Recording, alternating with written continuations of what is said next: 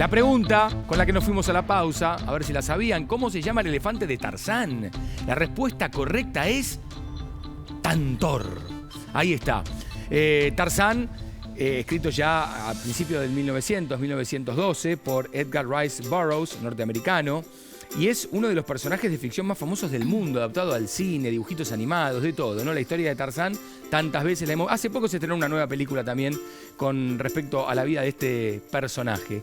Y el elefante, porque hablábamos de elefante, es Tantor. Bien, nos metemos en otro tema y tiene que ver con la comida y el sueño. Terrible. ¿No? La famosa siesta. ¿Por qué nos da sueño, ganas de dormir inmediatamente después de comer? ¿Lo saben? ¿Tienen alguna idea? No sabemos. ¿Quién nos va a ayudar a descubrirlo? El doctor Daniel Cardinali. Es médico y doctor en ciencias biológicas, es doctor honoris causa en medicina de las Universidades Complutense de Madrid y Salamanca, también es académico correspondiente de la Real Academia de Medicina de España y de la Academia de Ciencias Médicas de Córdoba. Es investigador superior del CONICET y profesor emérito de la UBA. Bienvenido, doctor. Gracias por estar con nosotros. Un gusto. Un placer. Bueno, vio cómo es la televisión y este programa. O sea, pasamos de los elefantes a el sueño después de comer. Los elefantes son imbatibles. ¿Sí, no? Sí. Bueno, ¿por qué nos da sueño después de comer? Es que en realidad habría que preguntarse por qué dormimos. Sí. Primero, y un elemento fundamental, no perdemos el tiempo al dormir. El dormir es parte fundamental de nuestra biología, imprescindible absolutamente, y tiene como dos llaves para producirse el sueño. Una es la fatiga que se va acumulando a lo largo del día. Pero hay otra que es el momento del día adecuado para dormir. Y esta segunda parte es la que hace que justamente después de comer, aunque no hayamos comido en ese horario, tenemos una tendencia al sueño. Y eso no tiene nada que ver con la comida. Tiene que ver con el hecho de que en ese momento hay una caída de los mecanismos que mantienen el alerta. Y evidentemente que esto ocurre es porque al cabo de algunas horas volvemos a recuperar esta capacidad hasta la noche. Por lo tanto, es importante entender que nuestro sueño depende de estos dos mecanismos. Y en ese sentido, justamente, si ahora uno va a cómo se interpretó el sueño, lo primero que llamó la atención fue esto: comemos durante la vigilia al mediodía y tenemos sueño. Y las primeras hipótesis de los griegos, Aristóteles y otros, era que había vapores que provenían de nuestro tubo digestivo luego de comer, y entonces eso nos daba somnolencia. En realidad hoy sabemos que no hay vapores, pero sí hay información que llega del tubo digestivo y que a través del nervio vago llega al sistema nervioso central y promueve los mecanismos que ayudan a ese otro elemento que está presente, haya o no haya comida. Y ese otro elemento es muy interesante porque justamente hace muy poco tiempo en la Universidad de California se hizo un experimento que apuntaba a ver las áreas cerebrales, cómo se activaban en relación a la capacidad del placer, es decir, el interés que nos mantiene despiertos, la búsqueda de la felicidad en última instancia. Y las áreas cerebrales, independientemente de la comida que uno ingiriera, que tienen que ver con esto, el sistema límbico, partes de los ganglios de la base, se activan notablemente en las horas de la mañana y luego tienen esa pequeña caída postprandial, aunque insisto, hayamos o no hayamos Claro, es comido. Independiente de la ingesta de alimentos. Exacto, o sea que hay como dos elementos. Por un lado, por supuesto, la alimentación contribuye, sobre todo cuando uno provoca una intensa estimulación del tubo digestivo con la dilatación, la producción de una cantidad de secreciones y demás por una comida copiosa, eso lo sabemos todos. Pero independientemente de eso tenemos esa marca, y esa marca de 12 horas es una marca importante porque nos permite superar a esta sociedad enloquecida que ha reducido las horas de sueño en prácticamente 3 horas, de 2 a 3 horas en apenas 40 años. Entonces nosotros estamos durmiendo hoy mucho menos de lo que dormíamos hace 40 años y ni le cuento de lo que siempre dormimos. Porque antes de la iluminación de nuestras noches, la gente dormía desde la caída del sol a la salida del sol. Y esta no es obviamente la realidad de nuestra sociedad. Entonces, ¿cómo hacemos para compensar esa cuestión? Y ahí viene lo que usted planteaba de la siesta. La siesta es un elemento importante para poder recuperar esta capacidad que nos hace sobreponernos a la fatiga, doctor, a estas horas de la noche. Hemos hablado en otros programas, le hemos dedicado un porqué al por qué dormimos, como arrancamos hablando, y en otras ocasiones también hablamos de lo que significa esta siesta. Y en general lo que se dice es que hace bien dormir, pero una cantidad de minutos, no siestas muy prolongadas, más bien cortas. Bueno, allí hay dos cuestiones que me parece importante señalar para entenderlo. Por un lado, la realidad de la sociedad que duerme 2 horas menos. Sí. Si nosotros tomamos en promedio, por cierto, la sociedad es muy variable, la población es muy variable en las necesidades de sueño, pero alrededor de las 8 horas está en un adulto normalmente esta necesidad. Si dormimos 6 horas cada día, estamos acumulando una deuda que puede llegar a 10 horas el día viernes. Claro. Y ahí viene la tremenda importancia del fin de semana. El fin de semana es el momento en el cual podemos recuperar esa deuda cabalmente. Y por eso hay que respetarlo y hay que enfatizar la importancia del fin de semana sin despertadores, de cualquier índole, pero que no haya despertadores, que sea nuestro cuerpo el que nos despierta, porque es el que compensa toda esta cuestión. Ahora, ¿qué ocurre? Que el problema es que la persona que duerme 6 horas y tiene un sueño insuficiente y tiene que trabajar hasta las 8 de la noche, 10 de la noche, necesita tener un lapso de recuperación. Y ahí viene la siesta, no como elemento de compensar las 2 horas por día que perdemos, sino de darnos como una especie de aire extra para ese día hacia la tarde, hacia la noche. Y en ese sentido, la siesta llamada energética ha sido un elemento muy importante, percibido muy tempranamente. En la historia ha habido personajes célebres que han dormido esta siesta. Napoleón, antes de cada batalla, dormía una siesta. A mí me tocó la anécdota de conocer gente que rodeaba al presidente Frondizi.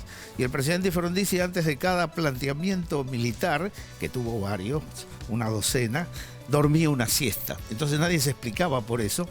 Porque era lo que ocurría. Ocurría que lo que tenía que venir después necesitaba que estuviera alerta. Esa siesta es muy pequeña, de 20-30 minutos, llamada siesta energética, y hoy se estima que alrededor del 10% de las corporaciones en Silicon Valley, Nike y otras más, tienen siestarios para que la gente, esto no es para la salud, es para la productividad, claro, como es lógico, para que la gente... Uno puede decir, qué buenos que son, no, lo que quieren es que uno produzca más, no hay duda, mejor. Pero eso no compensa, insisto, el tema de la deuda. Pero la siesta es un elemento realmente muy importante en la historia, que lo hemos eliminado justamente por esta sociedad de exigencia de 24 horas en que vivimos. Sí, lo eliminamos mucho acá en la capital federal, en Buenos Aires, que en el interior, en muchos lugares se sigue realizando una siesta que incluso es bastante más larga que los 20 o 30 minutos, bueno, de esa siesta energética. Pero bueno. Nosotros, años atrás, en la Facultad de Medicina, tuvimos la oportunidad de manejarnos con una población de personas que habían sido estudiadas para la introducción de una droga contra el infarto de miocardio. Y pudimos tener todos esos datos estadísticos e hicimos algo que fue computar la hora del día en que la persona tenía el infarto. En aquel momento no importaba eso, o sea, pero sí era un dato que estaba. No estaba el dato si dormía o no dormía la siesta, pero sí estaba el momento del infarto. Y pudimos ver lo que en otros lugares se había demostrado claramente, que el momento máximo de peligro del infarto es entre las 6 y las 8, 10 de la mañana, porque es el momento que corresponde a la fase del sueño más peligrosa, el sueño en el cual soñamos, donde hay actividad onírica, pero también comprometemos una gran cantidad de mecanismos de equilibrio de nuestro cuerpo, el sueño de movimientos oculares rápidos, y ahí es donde aparece este máximo que se observaba en otras estadísticas. Pero, sorpresa, encontramos que también había un máximo alrededor de las 6, 7 de la tarde. Y si bien no pudimos saber si lo que pasaba era que en esta población de unidades de población, diríamos, en la cual se había estudiado esto, del interior de la Argentina y el interior del Uruguay, que era un gran predominio, había también de las ciudades, pero sobre todo del interior, no estaba al presente el fenómeno de la siesta. Claro. Así que la siesta prolongada tiene su encanto, pero tiene su peligro también. Y en realidad, desde el punto de vista de la productividad, es muy negativa, porque uno se levanta con esa inercia del sueño y abombado, y abombado. Y esto es muy serio cuando resulta que uno está manejando un camión de 12 toneladas, está acompañante, en general son solitarios los camioneros, pero sobre todo en el transporte de larga distancia, en la cual en la Argentina no hay realmente ninguna reglamentación que mire este problema, ¿no? Las siestas son de 20 o 30 minutos, eso es lo recomendado. La siesta energética, la siesta que nos permite a nosotros, y en ese sentido, un buen elemento es primero dormir sentado, ¿no?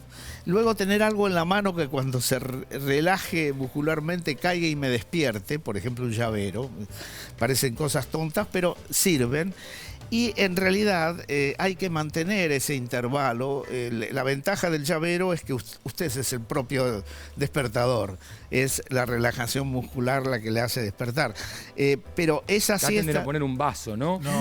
Bueno, un vaso para romperlo, por ejemplo, podría ser. Nos cortamos. Es más costoso. Bueno, a propósito de las siestas que hemos hablado, también hay algunas curiosidades que queremos compartir y acá van.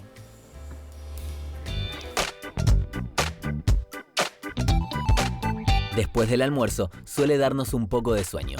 Para eso, nada mejor que una siesta. Esta práctica no solo es sana para el organismo, sino que dio origen a una serie de prácticas curiosas en distintas partes del mundo. En Japón, la falta de espacio y el exceso de trabajo de sus ciudadanos, sobre todo en grandes ciudades como Tokio, hizo que se diseñaran cubículos en los que cualquier persona puede pagar para dormir una siesta. En algunos lugares, las instalaciones cuentan con televisor, internet y regulación de temperatura. En Estados Unidos se eligió el 14 de marzo como el Día Nacional de la Siesta. La tradición nació en 1999, impulsada por un profesor de la Universidad de Boston, William Anthony. El objetivo principal de la propuesta es concientizar sobre las ventajas que tiene una buena siesta. La elección de la fecha se debe a que ese día se cambia de horario en todo el país, extendiendo 1 hora más las horas de vigilia. En España se realizó en 2010 el primer Campeonato Nacional de Siesta. Se anotaron unas 360 personas. Los participantes debían dormir en 8 rondas de 20 minutos cada una. En cada etapa debían demostrar la calidad y la duración de sus sueños y también detalles como la posición más original. Los concursantes dormían acompañados de un pulsómetro digital que controlaba su ritmo cardíaco y de un aparato que medía los decibeles de los ronquidos. Hasta campeonato de siesta hay, ¿eh? Mirá. Sorprendente. Yo podría competir perfectamente. ¿Vos? ¿A vos te gusta dormir la sí, siesta? me encanta, me encanta. A veces lo haces al aire, que Sí. es bastante curioso. Ah, ¿te diste cuenta? Sí. Yo Estás pensé roncando por eso. que lo hacía tan bien que no te das cuenta. No, quería preguntarle al doctor si existe la posibilidad de evitar esa somnolencia. Por ejemplo, uno no puede irse a dormir la siesta después de comer y por ahí hay maneras de evitarla o achicar esa sensación. Esa caída de la actividad cerebral es una realidad postprandial, ¿no?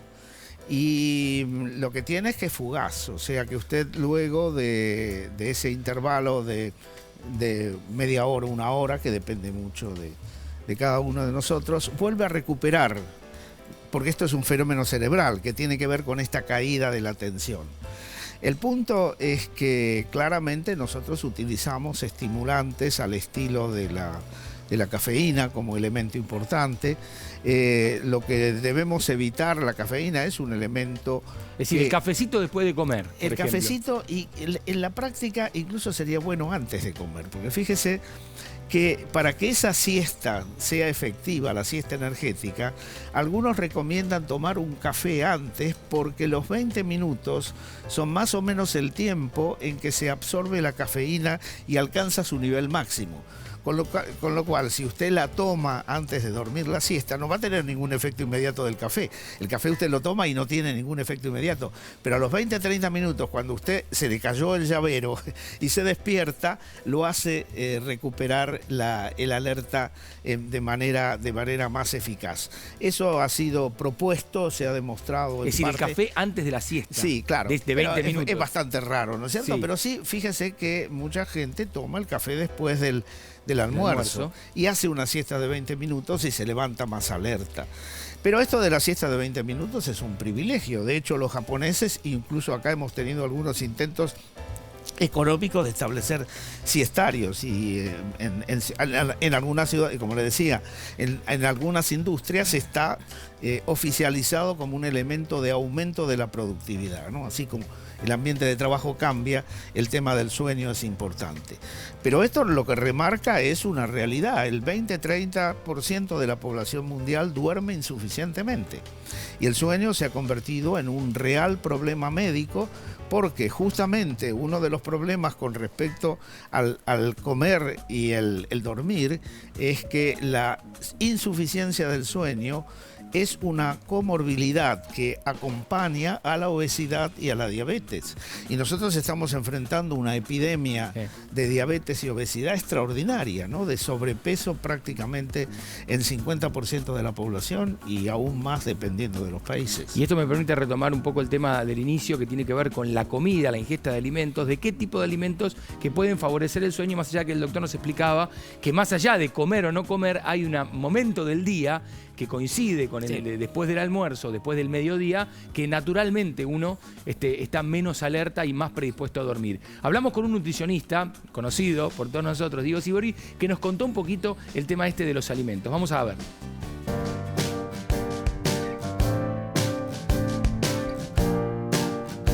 ¿Qué debemos comer para no tener sueño? En realidad es muy relativo. ¿Por qué? Porque el sueño depende de muchos factores. Depende hasta de factores intrínsecos de uno, depende de las horas de sueño. O sea, por más que yo duerma 5 horas, si duermo 5 horas por día, por más que coma lo que coma, voy a tener sueño.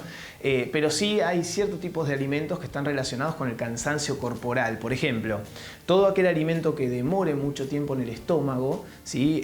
Va a generar un retraso en el vaciamiento gástrico y eso va a generar que toda la sangre tenga que ir para zonas internas del cuerpo. Si la sangre va para zonas internas, me quita oxigenación de periféricos, me quita oxigenación de brazos, de piernas, y ahí es donde estoy cansado, me agarra esa llamada pachorra, ¿viste? Que me siento cansado, no tengo ganas de seguir trabajando. Uno dice, uy, qué rico una milanesa frita con napolitana, con unas papas fritas en el almuerzo, y lógicamente eso yo voy a estar 3-4 horas trabajando y todavía voy a tener ese alimento en el estómago y todo el cuerpo laburando sobre el estómago cuando yo necesito que la maquinaria esté funcionando en otros lugares. Y lógicamente, por otro lado también, ¿no? Si yo tengo algo que está detenido mucho tiempo en el estómago, no va a liberar el azúcar que necesito para el cerebro tan rápido. ¿Sí? Alimentos de más fácil digestión, por ejemplo, por decirte, si yo como, por ejemplo, unos fideos, una pasta con una salsa liviana, voy a tener rápidamente la glucosa o el azúcar de esa pasta, llamado de forma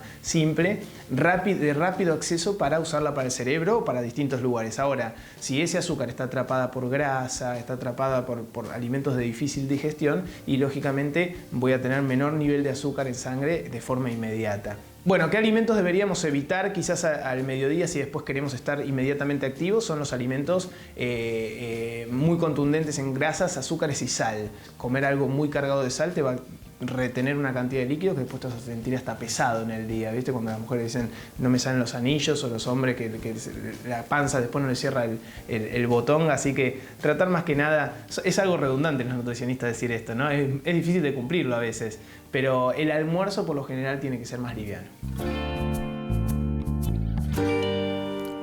Lo que pasa, Diego, es que el almuerzo y la cena también tienen que ser livianos. Entonces uno no puede darse esos atracones nunca, porque si no te va a agarrar, hoy vas a estar liquidado. Pero bueno, recién lo veía, lo que contaba Sivori, y el doctor asentía como si no estamos en consonancia con lo que estamos No, sin duda, y de hecho hay un elemento muy importante histórico que hemos perdido. El desayunar como un rey, claro. Almorzar como un pobre desgraciado y comer como un mendigo. Es la estructura de nuestra alimentación adecuada. Y desgraciadamente, al menos en mi generación, los argentinos no tenían esa inquietud. ¿Sabe Ahora lo que yo hago ha cambiado. exactamente al revés? Desayuno como un mendigo porque rara vez y ceno como un animal. Bueno, eso no lo debiera hacer. No, ya lo sé, ya lo sé. Así Pero estoy, ¿no? en el caso de comer como un animal, como dice Germán, ¿cuánto tiempo después se Porque tiene meto que ir la a cabeza comer? dentro del plato, a eso me Claro, refiero. porque comés sin cubiertos. No, ¿cuánto tiempo tiene que esperar para irse a dormir? Sería lo Mire, ese mejor. es un problema que con la edad se va agravando, porque en una persona el reflujo gastroesofágico, que es una realidad prácticamente en todos, alguna vez hemos tenido esa acidez en la boca, prácticamente desde nuestro uso de razón. Pero a medida que avanzan los años, eso se hace de manera frecuente y por lo tanto es muy importante que haya un intervalo prolongado entre la última ingesta y el dormir. En ese sentido, los anglosajones son inteligentes, comen, cenan alrededor de las 6 de la tarde. Y eso no es tonto, es una cosa rara para nosotros, pero no es tonto desde el punto de vista... ¿Cuánto debiera pasar entre la última ingesta y el Bueno, sueño? en realidad, desde el punto de vista, insisto, varía con la edad, Sí. pero en aquellas personas que tienen ya el cuadro del reflujo gastroesofágico, uno recomienda 3 horas Hago todo mal. pero Todo claro, y una comida muy al estilo del mendigo, ¿no? Claro. Es decir, una comida suave. En ese sentido, nuestra sociedad nos ha trastocado y es una causa muy importante de la epidemia de obesidad que estamos enfrentando y de trastornos de todo tipo. Lo que pasa es que a veces el trabajo de las personas hacen Es que por sea supuesto, imposible sí, y que sí, el sí, único por momento supuesto. donde uno se pueda sentar a comer y estar tranquilo es la noche. Pero es que no hay ninguna duda. Y fíjese usted que justamente este tema de la siesta, usted calcule a cualquiera de los obreros que trabajaban en la Argentina en la década del 50 y que había una desocupación del 3%. Evidentemente el obrero terminaba de trabajar a las 5 o 6 de la tarde y se acababa. Su trabajo era parte propia de su vida. Hoy el trabajo es casi un título nobiliario para mucha gente. Y entonces, ¿qué es lo que ocurre? Que se trata de hacer todo lo posible para prorrogar ese trabajo y hacerlo multiplicar. Y eso prolonga nuestra vigilia de una manera muy importante, y ni hablar el prime time de la televisión, pero por suerte el streaming está cambiando eso, porque ahora veo Netflix cuando quiero. Antes tenía que verlo a Tinelli solamente a la 1 de la mañana. Tenemos que hacer una pausa, breve pausa, y venimos ya para las conclusiones y el cierre de nuestro programa. Ya venimos.